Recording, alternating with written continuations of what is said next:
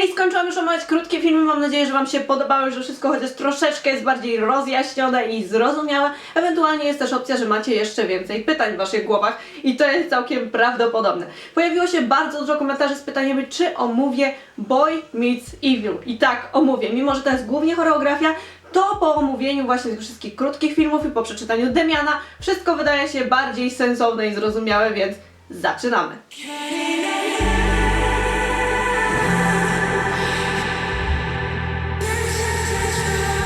Jeżeli myśleliście, że już więcej nie usłyszycie, że film zaczyna się od cytatu z książki Hermana Hesse Demian, to się myliliście, bo to już standard. My scene was not specifically this or that, but consisted of having shaken hands with the devil. The devil held me in his clutches. The enemy was behind me. Już po samym tym cytacie i trailerze możemy ponownie dać się wciągnąć w świat Demiana, grzechu i poznania tego drugiego świata. Od razu nasuwają mi się na myśl te cytaty, które już przytaczałam w poprzednich filmikach i sam fakt właśnie, że Sinclair żył w tym swoim jasnym świecie i był tym chłopcem, który poznał zło, kiedy to zgrzeszył po raz pierwszy i ten grzech już do końca życia go nie opuścił. Powiem szczerze, że było bardzo trudno znaleźć jakiekolwiek teorie na temat tego filmu, być może właśnie dlatego, że jest to głównie choreografia, jest skupiona na choreografii, więc za bardzo nie ma co analizować, ale ja się postaram i powiem wam, co zauważyłam. Już na samym początku widzimy ruch światła, który przypomina nam jakby właśnie jadący samochód albo jadący pociąg. Aczkolwiek dźwięk, który wtedy jesteśmy w stanie usłyszeć, skłania nas ku myśleniu, że to był jednak samochód. A jako, że to jest J-Hope, który zemdlał, stracił przytomność właśnie na ulicy, to miałoby sens. Pytanie, dlaczego?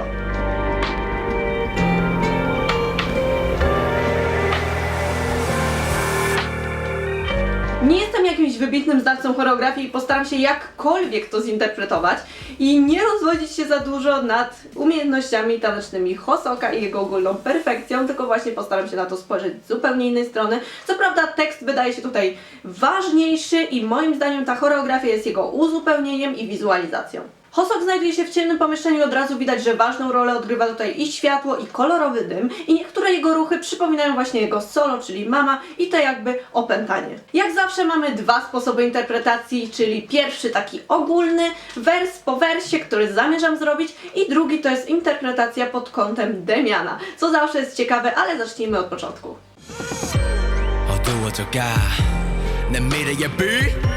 Ten wers od razu może oznaczać, że ta jasna przyszłość nie wydaje się już taka jasna jak wcześniej i coś złego po prostu się zbliża.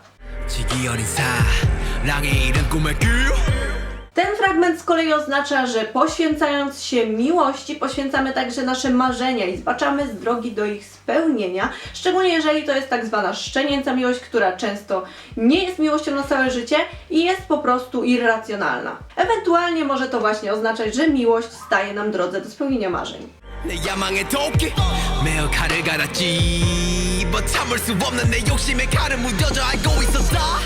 To z kolei może oznaczać, że te trujące ambicje i chciwość sprawiają, że nie obchodzi nas nic innego, ta trucizna nas wypełnia i odmienia.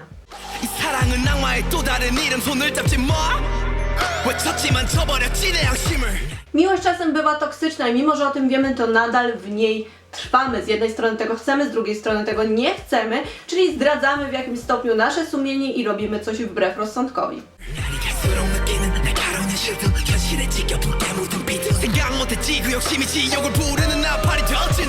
Ten fragment może nawiązywać do docierania do nas rzeczywistości tak gwałtownie, że zostawia ona krwisty ślad na naszej duszy. Nie spodziewamy się także, że ta chciwość może prowadzić do destrukcji i do przejścia na tę ciemną stronę.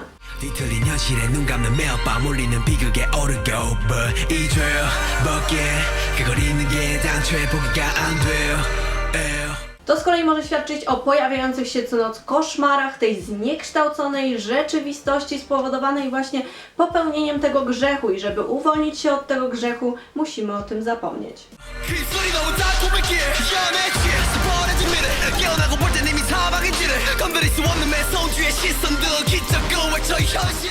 Ten fragment z kolei oznacza wpadnięcie w sidła tej złej i toksycznej miłości, bycie uwięzionym i porzucenie swoich celów i marzeń.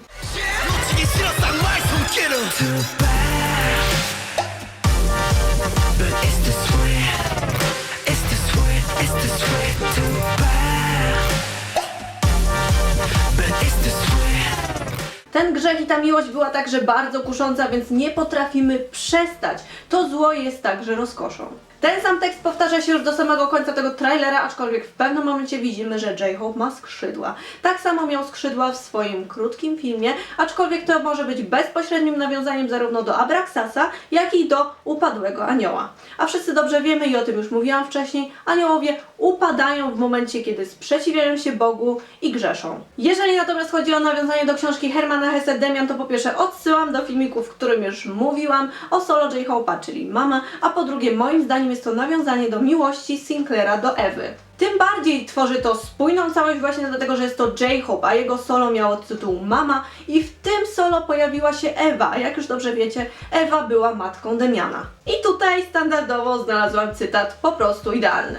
Wychodziła mi naprzeciw matka, lecz z chwilą, gdy podchodziłem chcąc ją uściskać, była to już nie ona, lecz jakaś nigdy nie widziana postać. Wielka, potężna, podobna do Maxa Demiana i malowanego przeze mnie obrazka, a przecież inna. I mimo całą swą wielkość na wskroś kobieca. Ta postać przyciągała mnie ku sobie i ogarniała przejmującym, wręcz wstrząsającym miłosnym uściskiem. Rozkosz i zgroza były ze sobą zmieszane. Uścisk ów był nabożeństwem i zbrodnią jednocześnie. I objęcia te były zaprzeczeniem wszelkiego szacunku, a mimo to darzyły mnie szczęściem. Często budziłem się z owego snu z głębokim uczuciem szczęścia, lecz często też w śmiertelnym lęku, z udręczonym sumieniem, jak po straszliwym grzechu. Szczególnie gdy porównamy ten cytat z tekstem piosenki, wszystko wydaje się bardziej sensowne, szczególnie to połączenie zgrozy i rozkoszy, zła i dobra, nabożeństwa i zbrodni, to wszystko zamyka się w jedną wielką całość. Za to tekst o zaprzeczeniu wszelkiego szacunku i darzeniu ogromnym szczęściem można z łatwością połączyć z wersem o grzechu, o zniekształconej rzeczywistości i byciu szaleńczo szczęśliwym.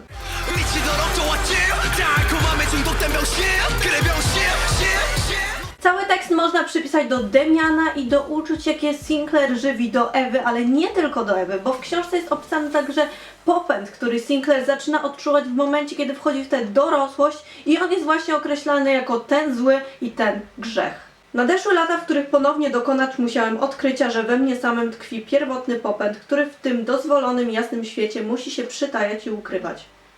Jak każdego człowieka, tak i mnie opadło budzące się stopniowo uczucie płciowości, jak wróg, jak niszczyciel, jak coś zakazanego, jako pokusa i grzech.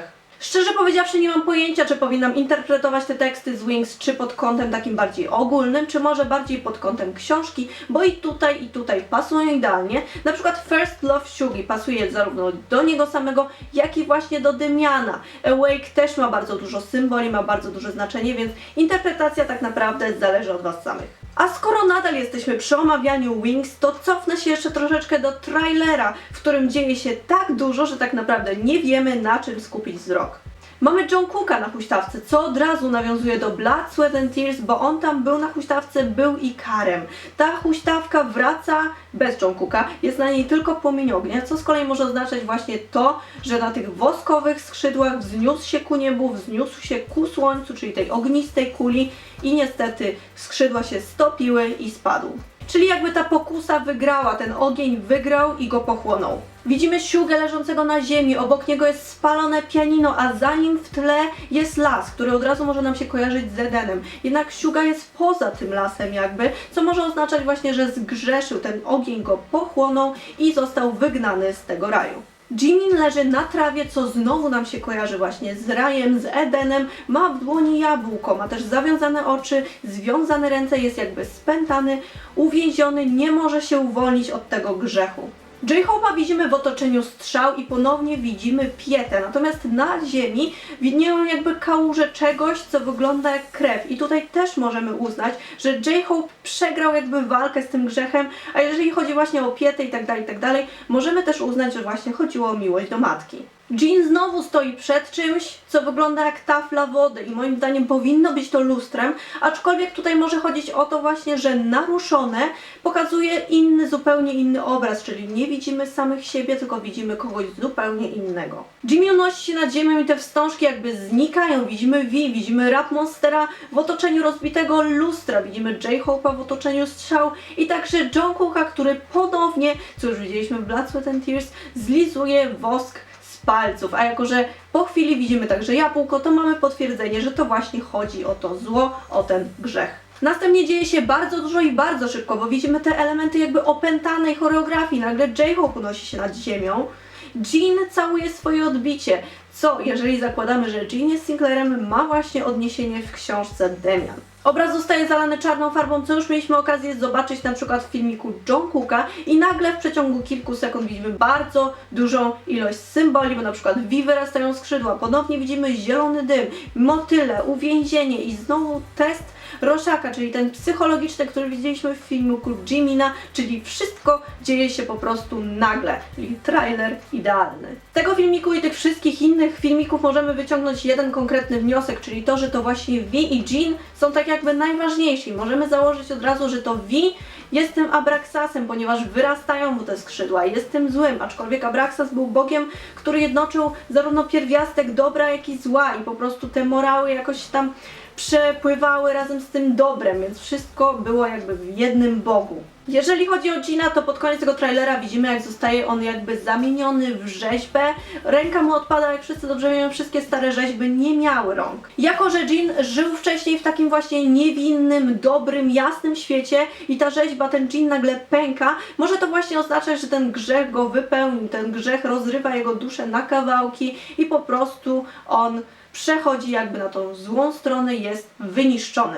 Powiedziałabym, że to na tyle, jeżeli chodzi o Wings i te wszystkie filmiki, wszystkie piosenki itd., ale jak wszyscy dobrze wiemy, wyszło jeszcze repackage album, czyli You Never Walk Alone, gdzie znajdziemy Spring Day i Not Today, które także są pełne symboli, aczkolwiek do tego dojdę w późniejszych częściach. Oczywiście, jeżeli chcecie więcej części, więcej interpretacji, dajcie mi znać w komentarzach, oczywiście piszcie swoje teorie, bo ja je oczywiście będę zbierać do kupy i robić jeden spójny filmik z waszymi teoriami, więc czekam.